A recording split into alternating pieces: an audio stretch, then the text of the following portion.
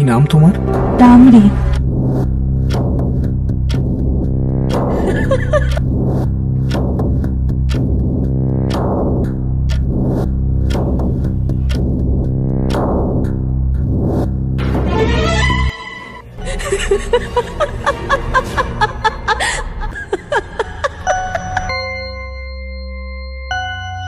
খুব সকাল সকাল ঘুম ভেঙে যায় অতীনের।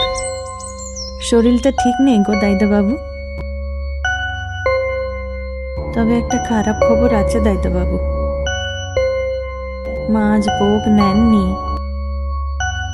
আমার রান্নার নিশ্চয়ই কোনো খুঁত ছিল। আজ তুমি একটু রাত করে ফিরো কেমন?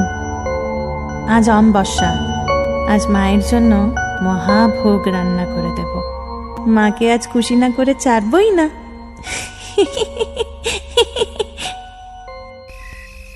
পাড়ায় ঢুকতে ঢুকতে প্রায় 10:30 কি 11টা হয়ে যায় অতীনের। সমস্ত চরাচর কেমন যেন এক বিস্তীর্ণ নিঝুম স্তব্ধতায় কুঁকড়ে আছে। বাড়ির ওপর খুব ধীরে ধীরে একটা মিহি অন্ধকারের চাদর যেন নেমে আসছে।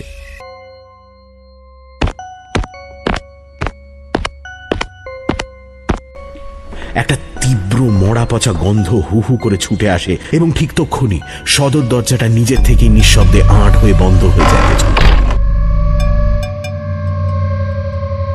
এইবার একটা মৃদু টপ শব্দ, আর একবার, কিন্তু কিসের শব্দ বোঝার উপায় নেই। রক্ত।